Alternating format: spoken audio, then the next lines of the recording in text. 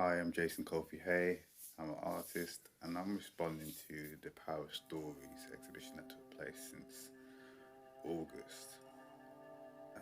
While I was thinking about what to respond to, I came across a book in a secondhand bookshelf, and when I came home with it, I left it for a few days, and then when I started to go through it, it had a lot of notes written on it, and it was very interesting how the notes were displayed and how they were written on items from 1979. And when I went through the whole book, I saw that the name Elizabeth Collins stood out, and something told me to Google the name and see what comes up.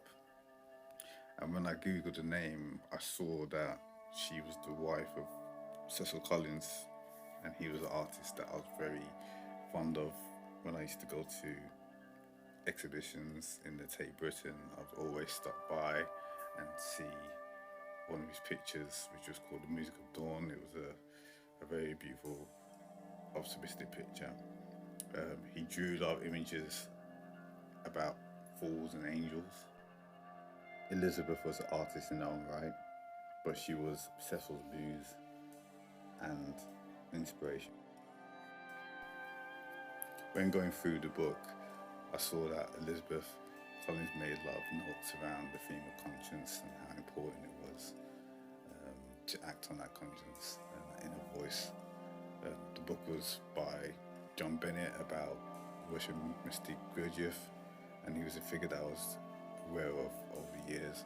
I've seen him be a very powerful influence on certain black figures throughout history, um, especially in the Harlem Renaissance.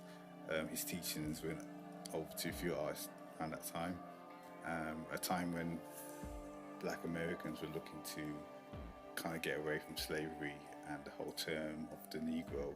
They were looking to use it in a new light without that emotional baggage attached to it. The theme of conscious acts was a big factor in the writer Don McGregor wanting to take Black Panther character that had been around for a few years before that, but bring him into a more mainstream role, a more character-driven, breaking away from the stereotypes. Um, by doing that, he created the first graphic novel, technically in comic book history, and it's a legacy that's lived on to today. The role of the conscious act is very prevalent in the Black Panther film, especially in two scenes. The first one where T'Challa, after he's appointed Black Panther, he's sent to the spirit world to meet his ancestors, who guide him and are his inner voice. And this happens to also Killmonger when he gets to visit his father. That's his inner voice as well, but from two different perspectives. T'Challa's consciousness is also raised by encountering Killmonger, who kind of opens his eyes to seeing beyond Wakanda from the encounter. And it kind of shows you the role of a monster sometimes. The monster can be something that shows you something that you don't want to look at until it comes right into your face, your dome. With the George Floyd situation, we saw something that was terrible, and it, for some reason, it activated human consciousness in the world. And despite the darkness of what happened to him, it kind of sent the lights into creating acts by individuals that were affected by what they saw. The philosopher Paul Ricoeur, he talks about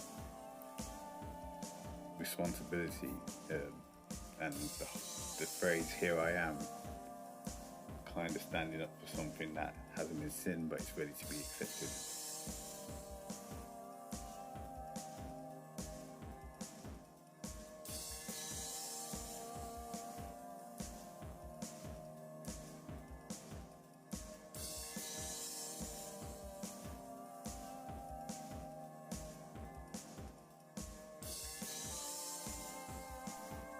as we come to the end of this essay, I'd like to leave this takeaway about how important is it to have conscious acts in the narrative, and the role of a villain, can they be documented in the same way as a hero?